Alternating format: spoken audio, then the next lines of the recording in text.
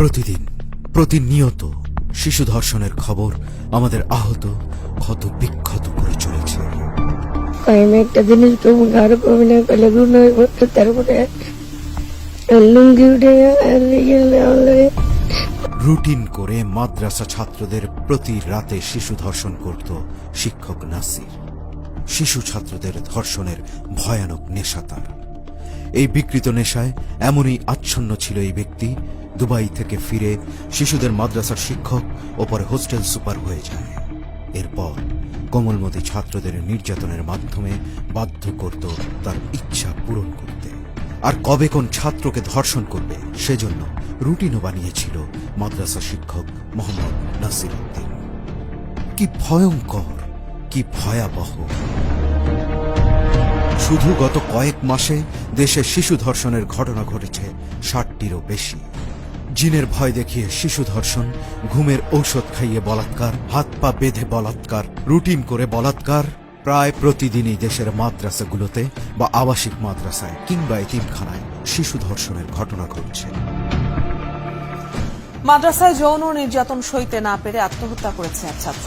হাফিজিয়া মাদ্রাসার শিক্ষক আয়ুব আলীর বিরুদ্ধে ছাত্রদের যৌন নির্যাতনের অভিযোগ উঠেছে। মাদ্রাসা সুপার মাওলানা আব্দুল কাদের ৮ম শ্রেণীর ছাত্রীকে ধর্ষণের শিশু নিপীড়নের ঘটনায় নিন্দার ঝড় বইছে চট্টগ্রামে। ৪ মাদ্রাসা ছাত্রীকে ধর্ষণের অভিযোগে মাদ্রাসার প্রধান শিক্ষককে আটক করেছে র্যাব। ৯ বছরের মাদ্রাসা ছাত্রীকে ধর্ষণের অভিযোগে ইমামকে গ্রেফতার করেছে র্যাব। মাদ্রাসা ছাত্রকে ৬ দিন ধরে শিকলে বেঁধে রেখে নির্যাতনের অভিযোগ উঠেছে মাদ্রাসার প্রধান শিক্ষকের বিরুদ্ধে। এর কিছু কিছু যখন মাত্রা ছাড়া শিশুটির কোনো ক্ষতি হয় বা মরণাপন্ন হয় তখন প্রকাশ হয়। বেশিরভাগ ক্ষেত্রেই এসব ঘটনা চাপা পড়ে থাকে অথবা চেপে রাখা হয়। মাদ্রাসা, মক্তব, এতিমখানা সহ বিভিন্ন জায়গায় এগুলো যুগ যুগ ধরেই চলে আসছে। আমরা জানতে পারছি খুব অল্পই। কেন কোমলপ্রাণ শিশুগুলো কোরআনের আলোয় আলোকিত হতে গিয়ে এমন জঘন্য পাশবিক নির্যাতনের শিকার হবে?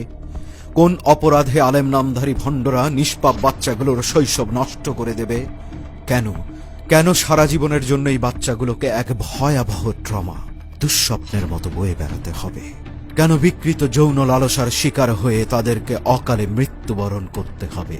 প্রতিনিয়ত মানুষরূপী আলেম নামের কিছু ভণ্ড জানোয়ারের বিকৃত যৌন লালসার শিকার হচ্ছে কোমলপ্রাণ শিশুরা, অথচ এই নিয়ে একেবারে নিশ্চুপ ভণ্ড আলেম সমাজ, নিশ্চুপ সুশীল সমাজ।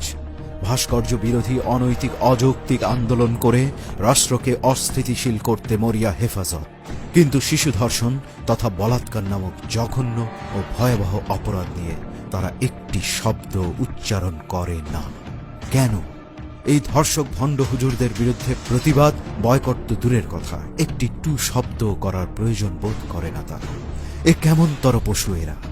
স্বজাতি বলেই কি কোমলপ্রাণ এই বাচ্চাগুলোর আর্তচিৎকারেও তাদের বিবেকের ঘুম ভাঙে না? কেমনতর পিশাচ এরা! কিসের ধর্ম পালন করে এরা? কেমনতর নির্লজ্জ শয়তান এই ভণ্ডের দল! সুশিক্ষিত প্রগতিশীল আলেমদের আমরা শ্রদ্ধা করি। আমাদের অবস্থান আলেম নামধারী উগ্রবাদী ভণ্ড ও ধর্ষক মোল্লাদের বিরুদ্ধে।